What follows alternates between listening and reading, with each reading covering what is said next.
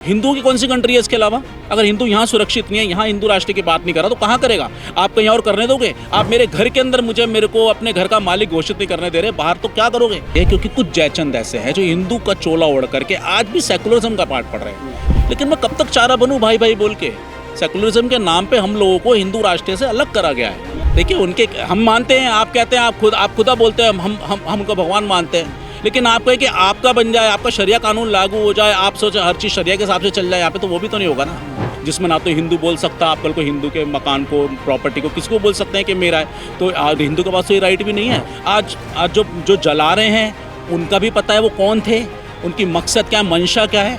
वो भी राम के घर में पूजा कर रहे हैं, बाहर आके ऐसा कर रहे हैं, तो उनको भी भगवान माफ़ तो नहीं करेंगे। जिन्होंने राम को काल्पनिक कहा था, हमें हिंदू राष्ट्र बनाने के बाद भी हम ये नहीं कहते कि हम मुस्लिम को कहते हैं आप बाहर जाओ, हम किसी समुदाय को नहीं, बस ये जरूर चाहते हैं कि कानून सबके लिए एक सर्वोपरि हो, सम्मानित हो, बराबर रहे।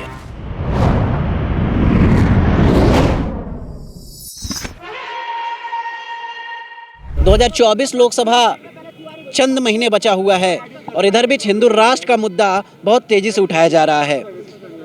मेरे साथ, क्या नाम है सर आपका? नवनीत शर्मा। नवनीत शर्मा जी हैं। सर ये बताइए कि इस भारतवर्ष को हिंदू राष्ट्र के लिए कवायद की जा रही है कि हिंदू राष्ट्र बनाया जाए, ये कितना सही है? सर मेरे को बताओ कितना सही नहीं है। ये तो हिंदू राष्ट्र तो है ही सर। इसको तो पुराने जैसे पहले हम जाए ब्रिटिश लोगों ने, उससे पहले जो आपके ये आए थे आक्रांता वगैरह मुगलों ने, इन लोगों को दबाया गया है। हिंदू राष्ट्र तो सनातन संस्कृति है सर हमारी, लाखों वर्ष पुरानी संस्कृति है हमारी। और राम जी कौन सी संस्कृति बात है? राम जी का देख लो, ये सर ये कलयुग चल रहा है, द्वापर युग त्रेता युग निकल चुका है, ये कलयुग है। और कलयुग का क्या है कि इसमें राक्षस योनि के लोग जो पूरा विपक्ष बन के षड्यंत्र रचा रहे हैं, मगर जो होगा वही जो राम रची राखा। तो प्रभु राम को काल्पनिक कहने वाले धराशायी हो चुके हैं। आज चौपाइयाँ पढ़ रहे हैं वो लोग जो कार सेवकों को मार के, जो समाजवादी पार्टी के इन लोगों ने, मुलायम सिंह जी ने तो कहा ही था, कितने लोगों को मरवा के उन्होंने सरयू नदी में बोरियों से पान मार के डुबोया था। आज सब धराशायी हो गए। और हिंदू राष्ट्र तो था, है और सर्वोपरि रहेगा। हाँ, ये है, इस पर कवायद घोषणा की मांग क्यों की जा रही है? घोषणा की मांग इसलिए की जा रही है क्योंकि कुछ जयचंद ऐसे हैं जो हिंदू का चोला ओढ़ करके आज भी सेकुलरिज्म का पाठ पढ़ रहे हैं। तो सेकुलरिज्म हमारी कंट्री को एक तरह का दीमक लगाकर खाया गया है। सेकुलरिज्म है कंट्री, मैं मानता हूँ, मैं भाईचारा निभाता हूँ, लेकिन मैं कब तक चारा बनूं भाई भाई बोल के? सेकुलरिज्म के नाम पे हम लोगों को हिंदू राष्ट्र से अलग करा गया है। आज हम जब भी हिंदू राष्ट्र की बात जब भी पहले की गई, हमेशा कहा गया है ऐसे तो ईसाई भी बनने चाहिए, ऐसे तो आपके यहाँ सिख भी बोलेंगे। कौन बोलेगा? कोई नहीं बोलेगा। सिर्फ खाली उनको दर्द है जो बनाना नहीं चाहते हिंदू को हिंदू राष्ट्र। ये हिंदुस्तान अकेली कंट्री है हमारी सर, हमारी। बताओ हिंदू कहाँ सुरक्षित है? कश्मीर में क्या हुआ हिंदुओं के साथ? कश्मीर तो हमारा ही है, वहाँ पे क्या हुआ था? वहाँ पे किस तरह हिंदुओं को जेनोसाइड सबने देखा है। और 84 का आप कहते हैं सिख समुदाय के साथ क्या करा इन लोगों ने, ठीक है। और आज उन्हीं के साथ गठबंधन पंजाब में देख लो, क्या आए दिन जब से केजरीवाल की सर पार्टी बनी है, वहाँ पे जरूरत से ज़्यादा शुरू हो गया है सब। तो कहने का मतलब ये हिंदू राष्ट्र था सर, है और सर्वोपरि रहेगा, इसको कोई नहीं मिटा सकता। ये बताइए कि जैसे हिंदू सनातन राष्ट्र, हिंदू राष्ट्र की बात कर रहे हैं, तो क्या मुस्लिम भी तो मुस्लिम राष्ट्र की बात करेंगे? फिर जैन कहेंगे जैन राष्ट्र बनाओ। देखिए हर कंट्री के अंदर एक माइनॉरिटी होती है, एक मेजोरिटी होती है। और मेजोरिटी जो होती है वो मेजोरिटी होती है। और मेजोरिटी का एक पक्ष ये पूरे वर्ल्ड बैंक के अंदर देखा सोचा जाता है कि मेजोरिटी किसकी थी, किसकी है। आज भी मेजोरिटी किसकी है?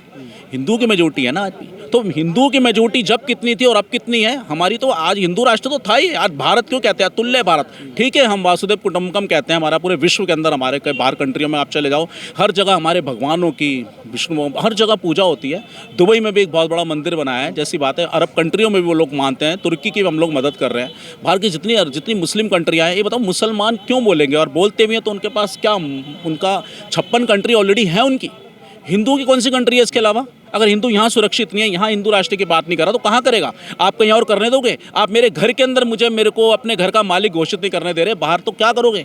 और आपकी तो ऑलरेडी 56-57 कंट्री है। आज CA की बात होती है, NRC की बात होती है, सबसे पहले ये मुस्लिम छटपटाते हैं। हम इनको भाई मानते हैं। और आज भी हमारी जो सोच है, हमारे जो देवतुल्य प्रधानमंत्री, माननीय प्रधानमंत्री जी जो लेकर चल रहे हैं, उनका शुरू से सबका साथ, सबका विकास, सबका विश्वास, सबका प्रयास। तो प्रयास का मतलब है हर वर्ग, हर समुदाय को प्रयास करके एक संगठित होकर आगे बढ़ने की जरूरत है। अच्छा, हिंदू राष्ट्र तो था और रहेगा, इसमें तो कोई वो नहीं है। लोगों के लिए क्या कहेंगे जिनका कहना ये है कि ये देश संविधान से चलेगा, ये देश सेकुलर है, इस देश में हिंदू मुस्लिम सिख ईसाई सभी आपस में भाई भाई करके रहते हैं, उन लोगों के लिए क्या कहेंगे आप? उनके लिए ये कहूँगा, संविधान की अगर आप इतनी दुहाई दे रहे हैं तो इसी संविधान में बहुत से ऐसे कानून हैं, आप उनका बराबर होकर पालन कीजिए। एक सिर्फ हिंदू राष्ट्र पर ही संविधान, बाकी जगह संविधान कुछ नहीं है। जब आप अल्लाह की देन करके अनसेसरी बच्चे पॉपुलेशन बढ़ाते हैं, जब आप दुनिया सारी फैसिलिटीज़ लेते हैं, जितने लॉ के अंदर आप लोगों को जितनी दी गई है फैसिलिटी, आप समान कानून के लिए भी आप आगे बढ़िए।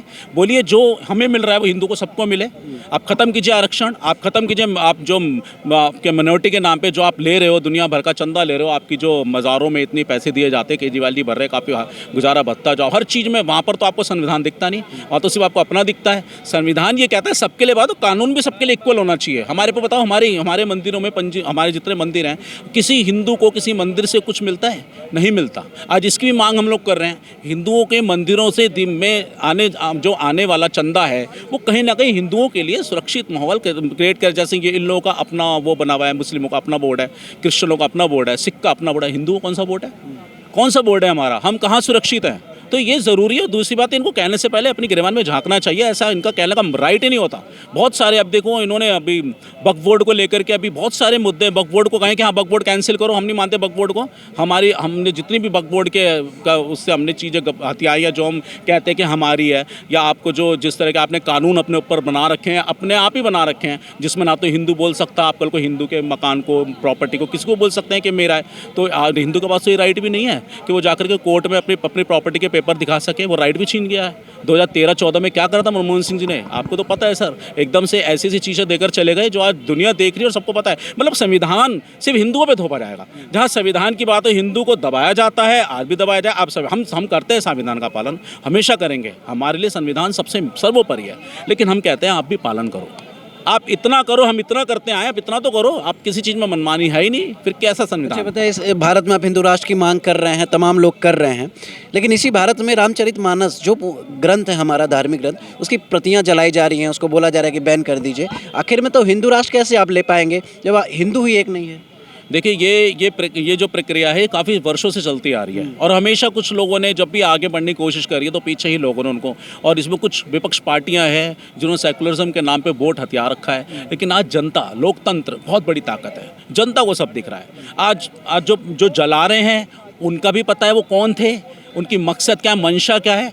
वो भी राम के घर में पूजा कर रहे हैं, बाहर आके ऐसा कर रहे हैं, तो उनको भी भगवान माफ़ तो नहीं करेंगे। जिन्होंने राम को काल्पनिक कहा था वो धराशायी हो गए, तो उन लोग अभी ऐसे जो वो कर रहे हैं, इस तरह के करने से जनता देख रही है। हमें और आपको क्वेश्चन करने का, ये हिंदू राष्ट्र बनेगा और बनना भी चाहिए। हमें हिंदू राष्ट्र बनाने के बाद हम ये नहीं कहते कि हम मुस्लिम को कहते हैं आप बाहर जाओ, हम किसी समुदाय को नहीं, बस ये ज़रूर चाहते हैं कि कानून सबके लिए एक सर्वोपरि हो, सम्मानित हो, बराबर रहे। हम नहीं कहते कि हमारे लिए स्पेशल कानून बनेगा। हम कहते हैं जो आपको फैसिलिटी मिल रही थी पिछले कानूनों से, जो आपको संविधान के दुहाई दे रहे थे, हमें भी उसमें जोड़ लो।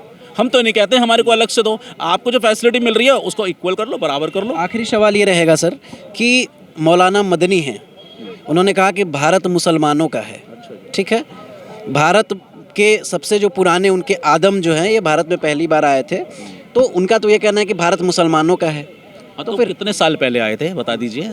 राम जी से भी पुराने हैं क्या? उनका तो यही कहना है। हाँ, तो उनके कहने का क्या है? वो तो कहेंगे कि कश्मीर हमारा है। उनका कहना है ओम और अल्लाह। तो उनके कहने, देखिए उनके, हम मानते हैं, आप कहते हैं, आप खुदा बोलते हैं हम उनको भगवान मानते हैं, लेकिन आप कहें कि आपका बन जाए, आपका शरिया कानून लागू हो जाए, आप सोचें हर चीज़ शरिया के हिसाब से चल जाए यहाँ पे, तो वो भी तो नहीं होगा ना। अगर हम कहते हैं सब चीज़ हिंदू के हिसाब से हो, तो आप करने दोगे? नहीं करने दोगे ना। हम आपको भी अलग नहीं कर रहे, हम अपने को भी नहीं। लेकिन ऐसे लोग जो टुच्ची राजनीति करते हैं, जो ऐसा बोलते हैं कि हमारे अल्लाह, हमारे भगवान, हमारे वो लाएगा, मैं किसी को एक पक्ष की बात नहीं करता, सबको एक साथ सोचना पड़ेगा। अगर देश का विकास चाहते हो, ये कुछ लोग हैं जैसे ओवैसी जैसे लोग हैं जिनका आप नाम ले रहे हो, ये लोग हैं भड़का रहे हैं मुसलमानों को। ये इन्होंने एक तबके को इतना डरा के वो रखा है। आज उनको क्या एजुकेशन दिया है, क्या है एजुकेशन के पास लिमिट की क्या है?